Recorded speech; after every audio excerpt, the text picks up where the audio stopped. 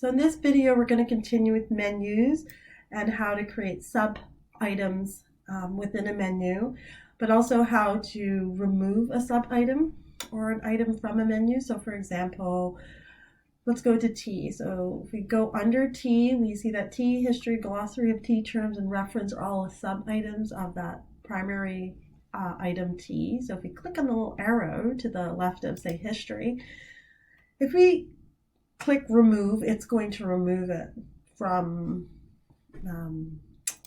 entirely. So let's do that. So we removed history, not sure what that is, and then we save the menu. Takes a bit of time, and then if we go back to our original web page, there you go. So under T, we no longer have history there, so it's been removed. So now let's see if we want to add it back in. Let's see if we can find it. History. Let's see if it's a page. No, it's probably a post. So let's give that a try. History. There, history of T. So we're going to click, put a check mark beside history of T. So now we're going to add that menu item back into our menu. I'm going to put a check mark beside it and click add to menu. Let's see where it adds it. Okay, so I don't see it. We're going to have to scroll all the way down to the bottom of the menu, and there it is. It's right at the bottom. But we want that menu item, history of T, under T. So we need to grab onto it. There, we grab onto it, and then we keep grabbing onto it, and we scroll up until we get to wherever we want it. Okay. So now we want it, where do we want it? Let's put it as a sub-item of glossary of T. So notice I put it as a sub-item of glossary of T because it's indented under glossary of T. So let's save menu. It's saving. Then we go back to our original web page. This is our home page actually. And there you go. So under T, under our menu item T, we have T, glossary of T terms, and then under that we have history of T, which is exactly where we put it. Good.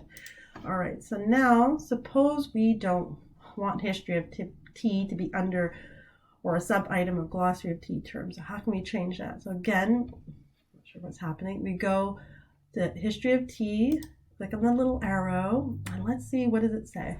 This navigation label is history of T, and then it says move up one, down one, out from under glossary of T terms. Okay, so let's see what each of these does. So up one. Well, there you go. So it's moved it above glossary of T terms. Okay, and if we click down one, it's below glossary of T terms. And out from under T. There you go. So it moves it around depending on what we click. So up one, down one, and out from under T. All right, so let's try that. All right, so now we have T, under T we have two sub-items, T, glossary of T terms, then we have history of T, and under history of T we have reference as a sub-item. So let's see what this looks like. I suspect it's not going to look quite the way we originally had it. I go back to our original home page. There you go. So now we have 4 items. We have T, history of T, all recipes, and hungry.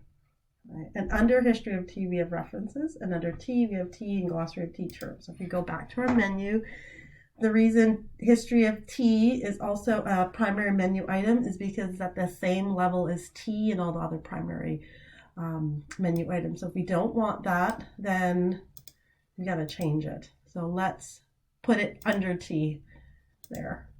And then reference, we're going to have to change. Let's out from history of T there. So now T, glossary of T terms, history of T, and reference are all at the same level and all under T. So if we save it, and we go back to our main page, they should all be under T. And we're back to our original menu, well, except for the hungry. All right.